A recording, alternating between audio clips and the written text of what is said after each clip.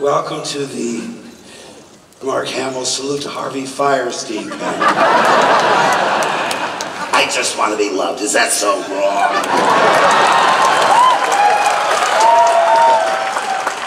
You know, I was watching the clips, and one of the great things about coming back was there's a long period where you meet young children who have no concept of time. There's nothing in our movies that really date us, like the wardrobe or the cars we're driving. So they think we made Star Wars 3 weeks ago. And their parents, who were young children when the movies came out, would get very excited and push them towards me in airports, grocery stores, you name it. Look who it is. It's Luke Skywalker. And you look at these 5- and 6-year-old kids, just horror-stricken. Oh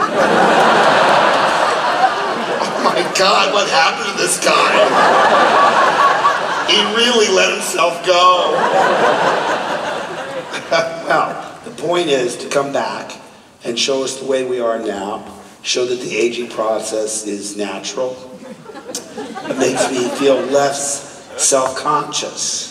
Because, you know, the 5-year-olds thinking of us back in the old days, they didn't recognize Luke in me. They just saw this grizzled old man, the kind of guy that usually was telling them to get off their lawn, you know. But, oh, hope you mean it. You know, there's a couple of stories that, like I say, the clips reminded me of. When we went to get our medals, Harrison and I came down the steps, walked all along the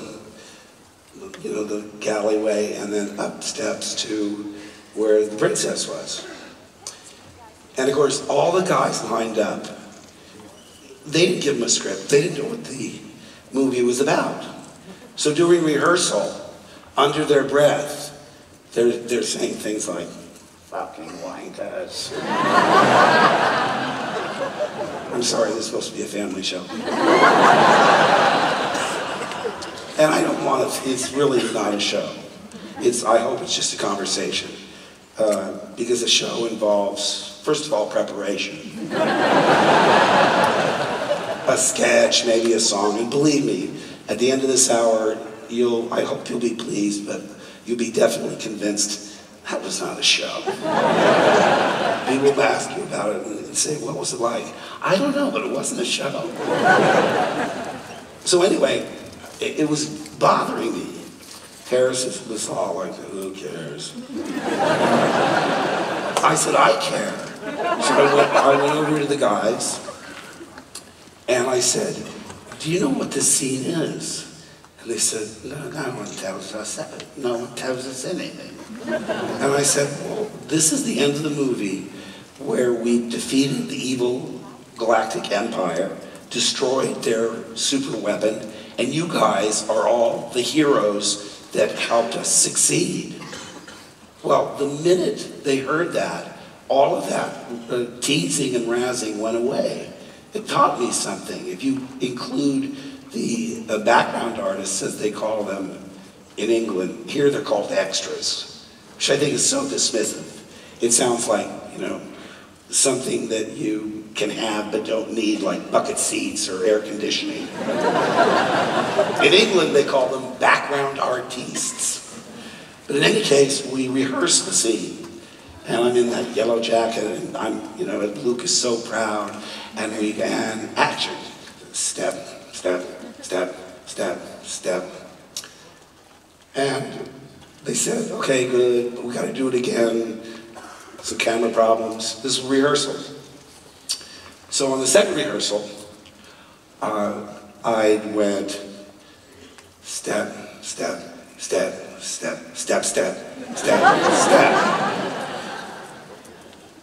Harrison said, "Come here a minute." I said, What? "Is that the way you're gonna do it?" And I said, "What?" He goes, "That little extra." Because he was doing the same. We were syncopated. And I said, yeah.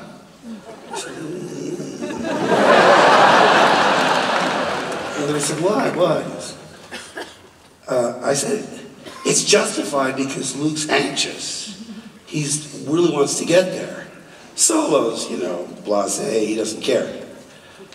But it was probably stealing what they call center of interest. And Harrison's a very generous guy, but he will not abide stealing center of interest. And I thought, it's justified. I really think I should do it, but pick your battles, Don't sweat the small stuff. So I didn't do it, and Harrison and I have remained friends ever since.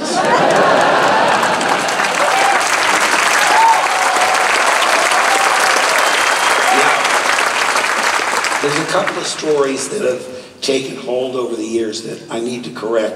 One is that I held my breath so long when the Dianoga pulled me under that I burst a blood vessel. And it's partially true. I did burst a blood vessel, but I think it was in the clip that we were on a platform and there was a cutout area where it dropped down lower where the scuba guy and the scuba gear was with his hand around my ankle. I think there's something in here. And when it came time for me to cue him, I just do this with my foot, tap, tap, and then he'd yank me down. And for some reason I thought it'd be a really great idea when I was underwater. I don't want to do it now, but you know how you can make your face go really red by just doing, forcing blood to your face? I thought it'd be so cool because once I went underwater, they wrapped the Dianoga tentacle around my neck. If I came up and I was just scarlet red, like I was being choked. And I did it so hard, I did burst a blood vessel. And George later said, why did you do that? It was really stupid. I said, but I wanted it to look like I was really being choked. He said, well, there's a red filter on the camera to make it look like, the red lights, the white lights. So you're not going to see it anyway. And the problem was, for the next few days, they had to shoot me from the other side because I had a burst blood vessel. If I just asked him, but I thought, here's a little clue. And Harrison told me the same thing, because I say, hey George, instead of saying this, can I say that? And he goes, no, I like the way it is, just the way it is in the script. And then Harrison would do an ad lib, and he'd get away with it. And I said, how come you get to, he said, look, don't ask, just do it. He's got so many things on his mind. A, he might not notice, and B, he might like it better if he sees it in performance. So that's another little tip, not to, now obviously I'd love to do the Joker for you. Yeah.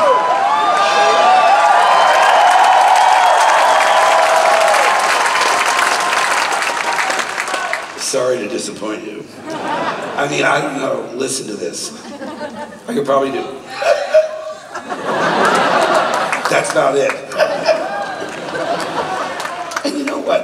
One of the reasons I think that we all get along so well is, I'm one of you. I used to go to cons before I ever met George Lucas. When I was on a soap opera, Kerwin Matthews, Sinbad, from Seventh Voyage of Sinbad, came in for a story arc, and I freaked out. I asked him so many questions about Ray Harryhausen and the skeleton fights and everything. And he said, look, I have to really work on this. Let's get together over the weekend, and I'll talk to you. I said, can I bring a tape recorder? He said, sure.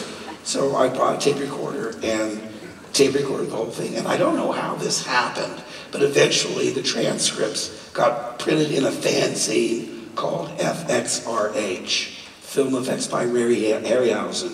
This would have been like 72. So there's a collector's item. I don't even know if I have a copy, because it was a very limited kind of thing. But that's my bona fides as a fanboy. So I want you to think of me as a friend and not a internationally beloved, BAFTA-winning actor, pop culture icon, you know.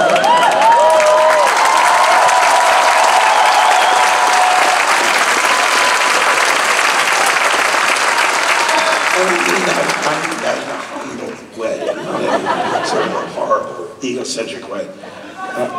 Maybe a little bit.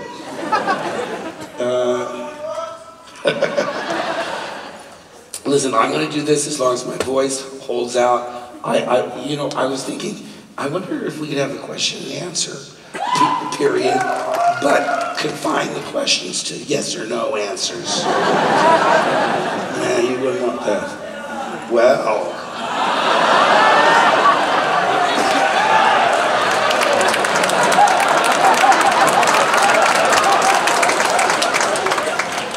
Oh, I know what I can tell you about. Oh, also, too, I wasn't going to announce this, but the internet, they're always leaking stuff. I did a cameo on the new Mystery Science Theater 3000.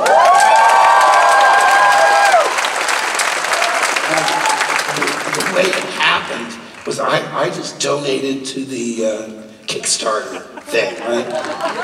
So a lot of times I meet these people over the internet, they contact me, and Joel Hodgson said, "Is this the Mark Hamill donating?" And I said, "As far as I know." I mean, there might be other Mark Hamills, but that led to him saying, "Will you come on the show?" So maybe I should start emailing or tweeting Steven Spielberg or somebody that could really help me. Oh, look, my biggest fan.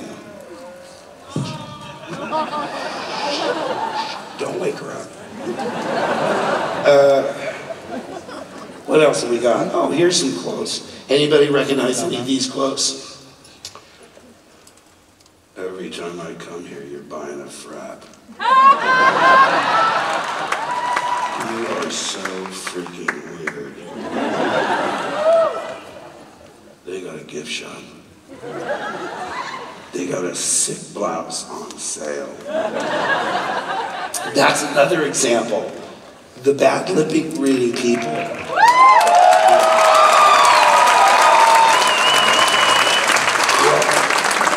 I love them, and I showed Carrie the Yoda one,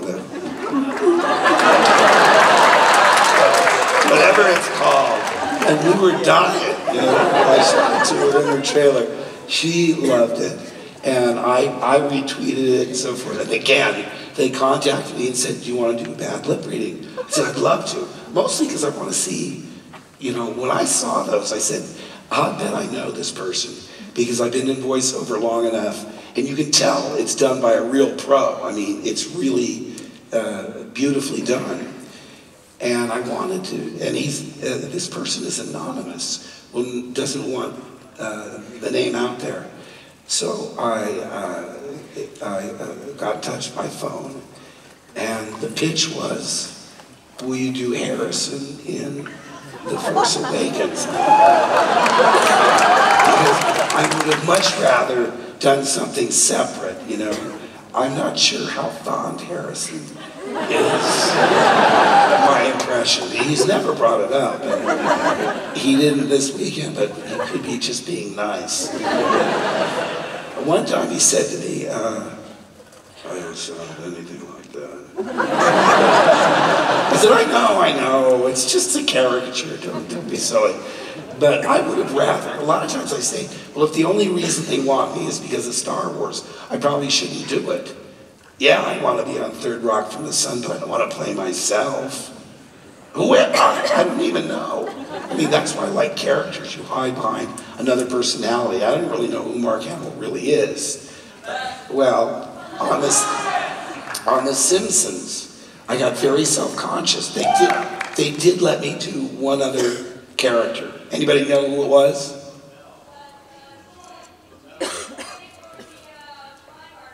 There you go. Yeah. You are the worst bunch of recruits I've ever seen. But what I got self-conscious about was about a week before I was going in to do it, I thought, how do I sound?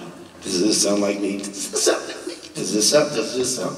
I mean, because you never really think of yourself. You think of whatever character you're playing. But boy, I had such, I mean, I nerded out big time watching the Simpsons cast. Because all these familiar voices are coming out of people that look like certified public accountants.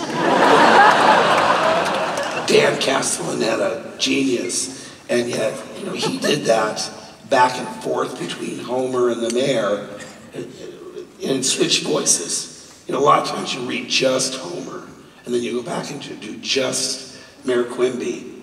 But he was back and forth. If I didn't have this horrible voice, I would have done it for you. But, you know, sometimes I start telling stories, and I get sidetracked at Carrie's tribute. I was talking about how she had a way of making me do things I'd never would think of doing myself. Because you wanted to make her happy. You wanted to please her. You wanted to make her laugh. So that's how I wound up in that floral robe that shows, well, I didn't know it'd show up on the internet 30 years later.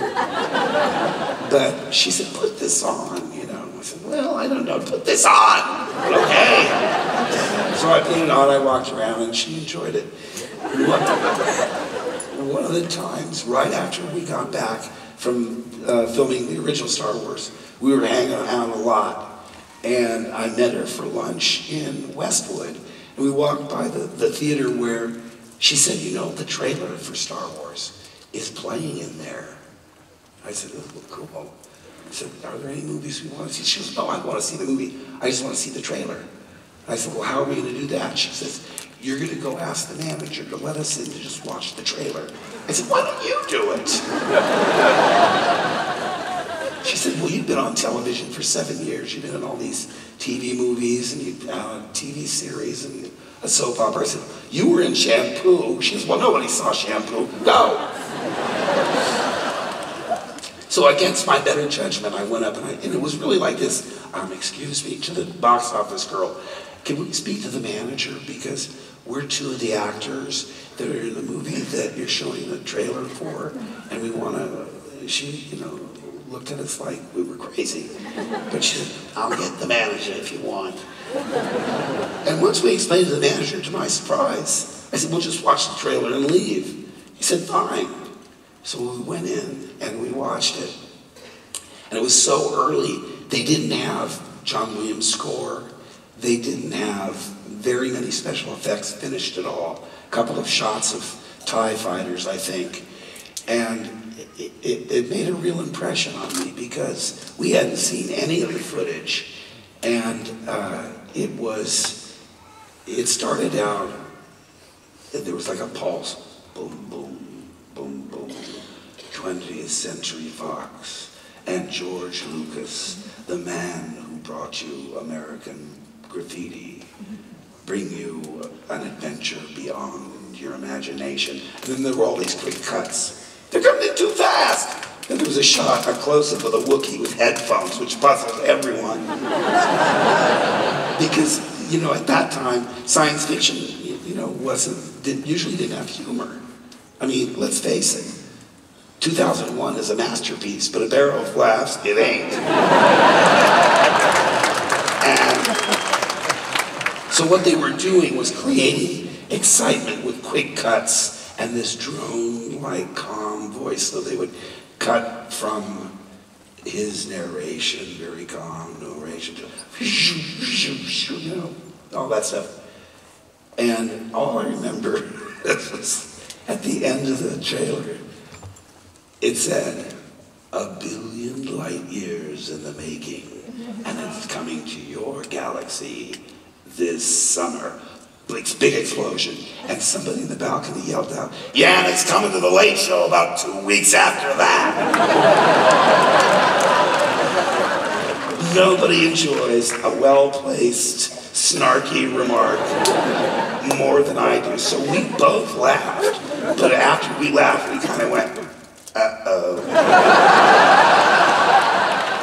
And I think it was the Wookiee, because I mean, if you took him out of it, they showed the Tusken Raider, they were talking about all the different creatures, they showed C-3PO, he had a line, human-cyborg relations. They showed R2 falling over the desert. They showed a variety of shots, but I think the bridge too far was the 8-foot dog with headphones flying a spaceship. But once again, I never would have done that.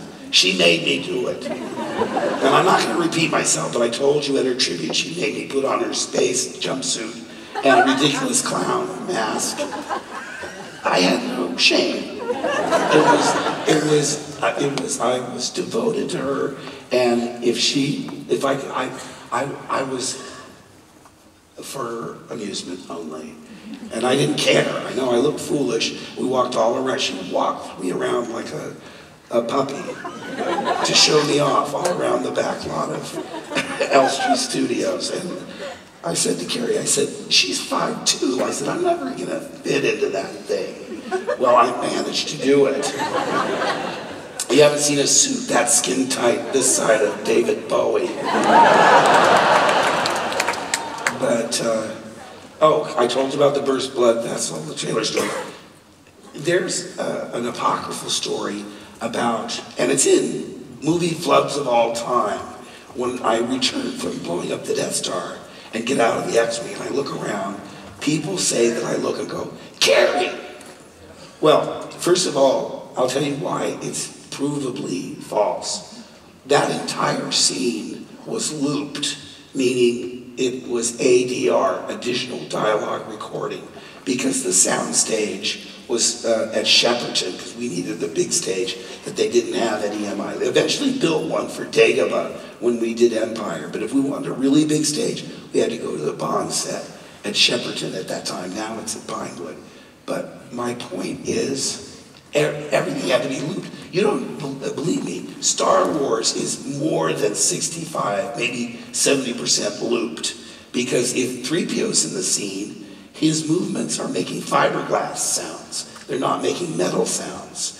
If there are explosions, the squibs go off, that ruins dialogue because that's not the sound they want. So they wipe out the soundtrack and you just dub it. And George said to me, your lips flap right there. What are you saying? And it was one of those things where I got down and I was looking around for Princess Leia, and I looked around and went, oh, there she, as in, there she is. So that's the only way I can assume they jumped to the conclusion that I said Carrie, that I said, there she is. And the only reason it's insulting to me is that, look, I'm not the greatest actor in the world, I'll be the first to admit it, but I never accidentally forget what character you're playing. And accidentally call you by your name, you know. I never called Obi-Wan Sir Alec. And so anyway, but it gets printed in the books, and by the way, just me protesting will confirm it for a lot of people. It's the only thing now doesn't protest too much. Are there questions? I mean, I could take questions. Yes, righto. Mark, yeah. If you look to the right. My right? Yes, your right. I'm waving at you. Yeah, your left, sorry. Left. I'm waving at you right now, okay. In the middle, and there's a guy next to me.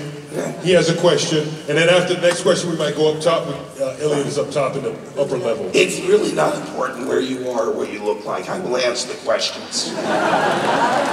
Okay, perfect. All right, yes or no question only, right? No, I'm kidding. Hi, Bruce. We have a big star. Bruce Hall from Mario Speedwagon right there.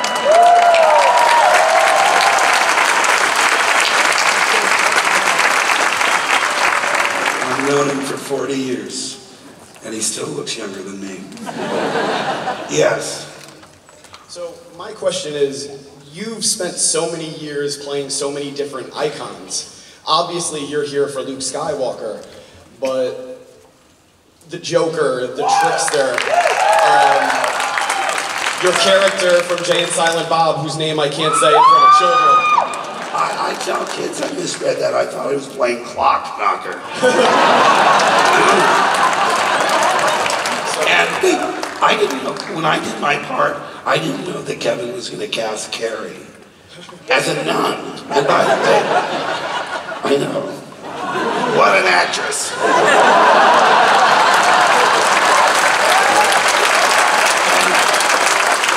Not the first time she played a nun. She played a nun in Agnes of God on Broadway. And her mom played the singing nun, so what's going on in that family? But what's your question? So my question is, you are maybe one of the most iconic actors of all time, but if you could add one more iconic character to your resume, what would that character be? I'd like to play George in the George Lucas story. I've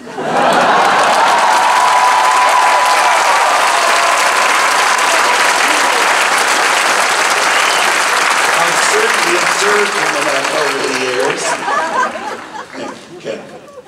Faster, more intensity. He said that so often. We had t-shirts made that said, faster, more intensity. Next question. Mark, I'm up here in the balcony here with Danny, if you see me. Other left. Okay. Here we go, Danny. Hi, Mark. So you've talked before quite a bit about your experience with that rope swing and the stunts that you did in New Hope across the chasm in the Death Star. I was wondering, I noticed recently that you actually do another rope swing in both Empire Strikes Back and Return of the Jedi. So my question is, first off, if you actually got to do either of those, or if it was stunt work, and if it was stunt people that did those, what your favorite stunt elsewhere in your career has been? Well, Colin Skeeping was my stunt double on Empire and Return of the Jedi. He could do a flip without a springboard. If you could do a flip of a diving board, you could do one flip, but Colin could he goes out the window. The stunt guy said, you could do that one because it's just one flip and you land on like these big, like beacons, moving boxes with mattresses and then a ring of stunt people around to catch you on the first bounce. But insurance said, no way. I told you about how disappointed I was that they got the swing across in one take because we were linked together, Carrie and I, in harnesses like they fly Peter Pan. Same guy, the flying foils. And normally you do it 4, 5, 6, 10 times. Maybe you come back and you still have to get the same shot. They had 4 cameras running. They got it in one take. And I went, boy, what a chip. I was really looking forward to flying. And the flying guy goes, you want to fly?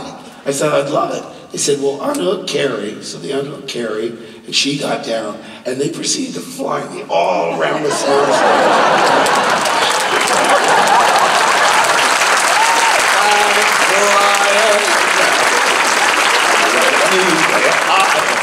Yeah, I sing in the score of the Mary Martin Peter Pan. You should have seen how I looked down and there was George, aghast, grasping his heart, because to him, I'm not an actor, I'm an investment. And a huge insurance risk, because all he could see was me hitting the wall like Wile E. Coyote and sliding down. I can tell you about, go ahead, another question. I have Megan. Hello, Mr. Hamill. It's a pleasure to be able to talk to you. Thank you. At Celebration Europe, you had given us an assignment to memorize the line that you gave during your audition. And my sister Jessica and I memorized it, and we're hoping you would be willing to grade it. Please.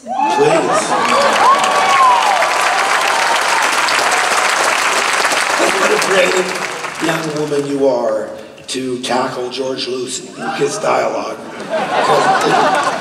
as Harrison famously said, I'll clean this up for family audiences. Hey, George, you can write this stuff. You just can't say it. Fill in your own S word for stuff. But go ahead. Aren't you gonna do it?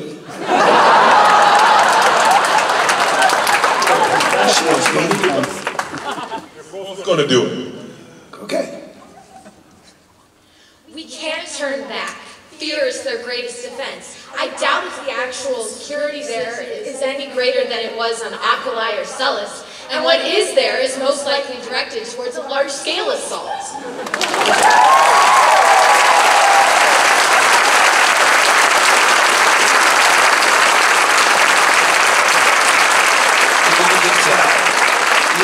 You're all applauding the fact that that was cut from the final print. Because you could make sense out of it. I mean, when I read it, and you could diagram it like a sentence. But we can't turn back. Fear is their greatest defense in the fact that it's such an intimidating, massive thing. I doubt the actual security there at the Death Star is any greater than it is on Aquilae or Celis, two made-up names of planets. And what there is most likely directed towards a large-scale assault, like an armada coming in. We can slip in this little hamburger-shaped Millennium Falcon, which would look like a poker chip down from the Death Star. It made sense. The only thing was trying to make it sound like it was something that was coming to you spontaneously and making it sound natural. Oh, it was rough. It was arch dialogue because it was such a stylized fairy tale. And then on top of that, we had to dub it all, which is even worse. Because if you can get the original track, that's the closest you're going to get to the way it was delivered on set. And have to go back and redub it all. Oh, it was a nightmare. Thanks for reminding me. Hey, I know a question I can ask you. I know there's got to be some really, like, passionate hamsters out there. Let me ask you, can anybody name, well, first of all, how many brothers and sisters do I have? Okay, and what's the breakdown gender-wise? 2 brothers. 4 girls, 3 boys. Close. Oh, no, that's right.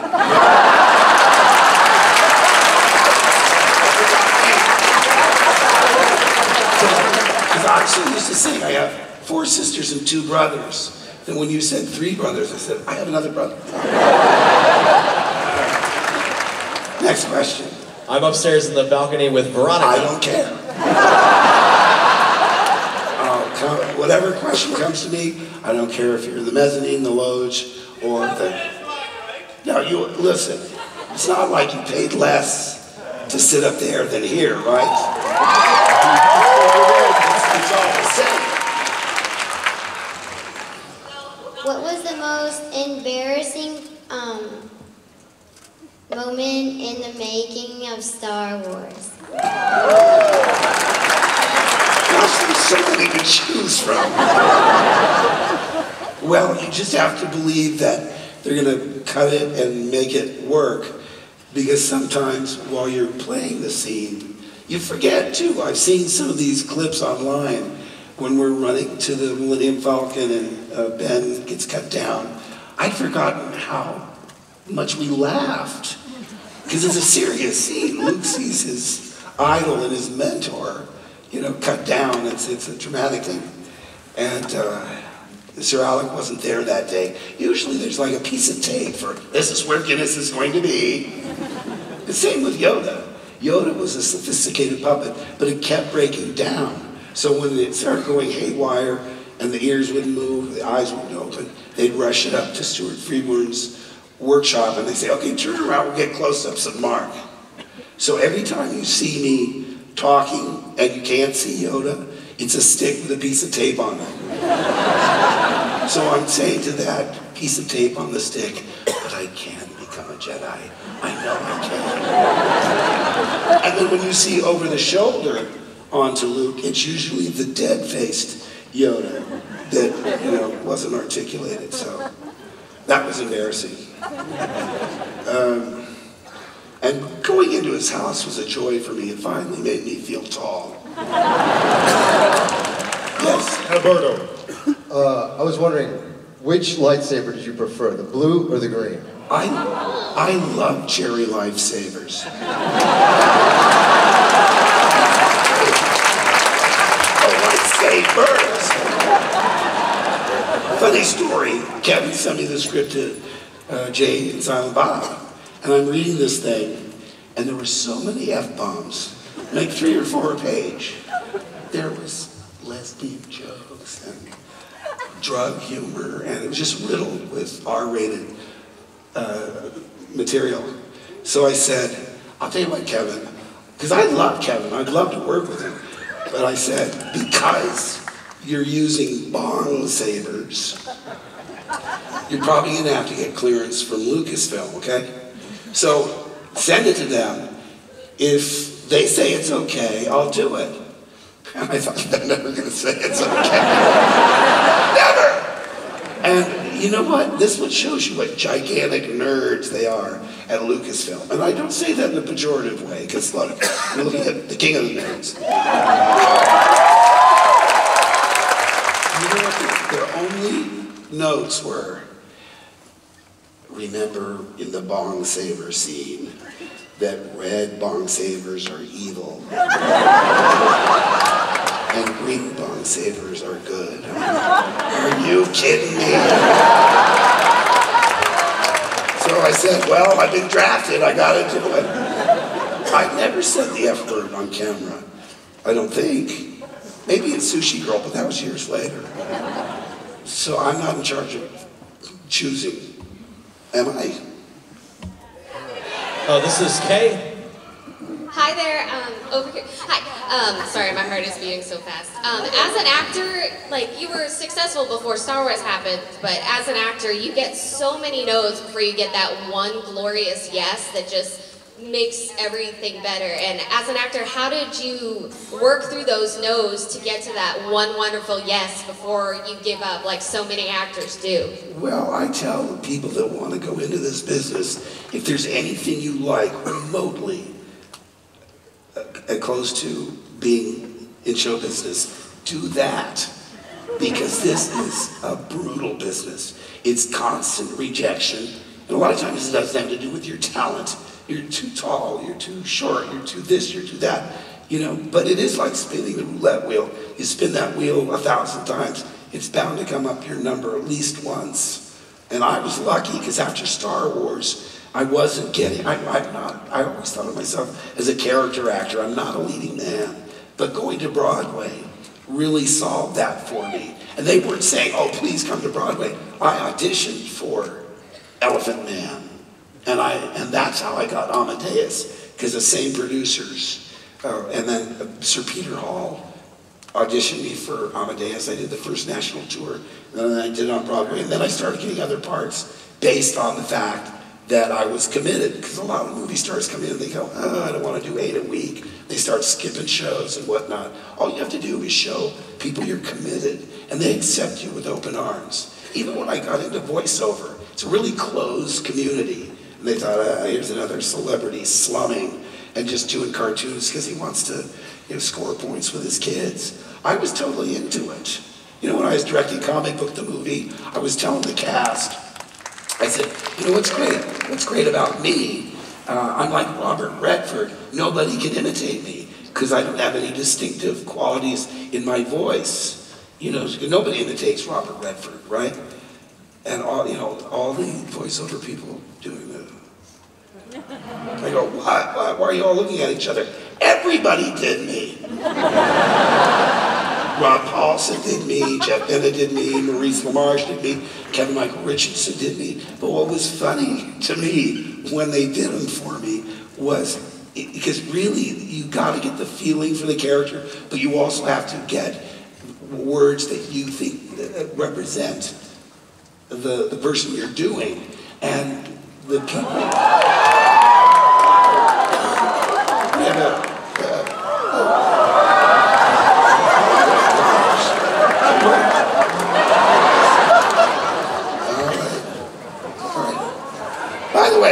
asked George the other day, are there dogs in space? And he said no.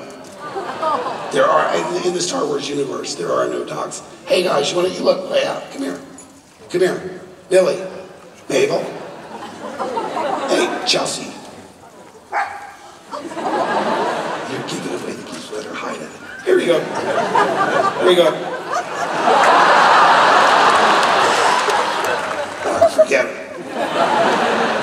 I'll have it myself.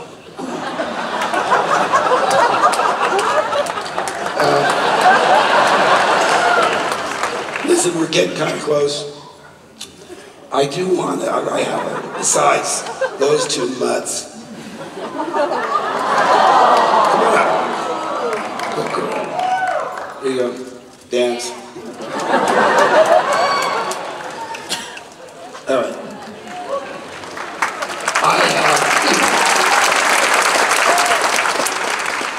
I have an old friend who has been with me for nearly 40 years. Early 80s, I think, we first met. He's retiring, so I thought, for one final appearance, please welcome the Ugly Blue Sweater.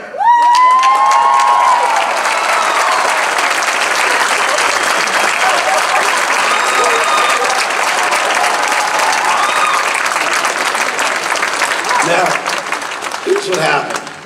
I wore this, I don't know where, Good Morning America or something, like in '82. And then years later, probably for, I don't know how much later, but at least 20, 30 years, I wore it again. And thanks to the internet, they do a screenshot with me in my early 30s and me in my 50s in the same sweater. I immediately put it on my reasons to admire list. Is as faithful to friends, family, and fans as he is to the Ugly Blue Sweater. And by the way, I don't think it's ugly. I've accepted it because that's what you call it, but, and give the people what they want, right? We're down to 3.5 minutes. I can tell you one story before I go. In Tunisia, in North Africa, we had one day off, and Tony Daniels and I decided to go just walk around this little village that we were staying in. And this big procession came down the main street. They were firing off blunderbusses, those pilgrim-like guns, you know, with the barrels that go out. Oh, see, that's considered a trick in my house. There you go. My wife's all, don't reward them for getting up on the furniture.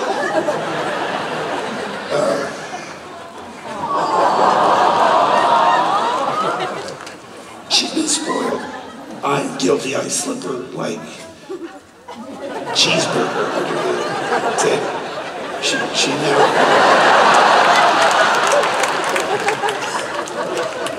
All right. So anyway, we go out. Now, Tunisia's a weird place. Who's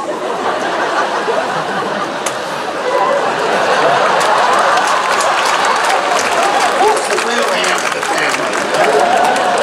This one. Center of interest.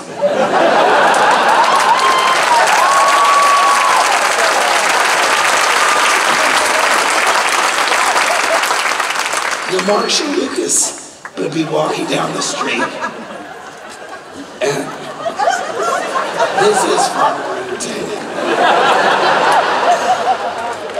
In that culture, women are meant to walk 10 feet behind the man. So if I was walking with Marcia, the men would bump her, like, into the street. It was like, really? Different, totally different culture. But what this procession was a Tunisian wedding. Should we just stop and watch her? But we wanted to be a part of the culture.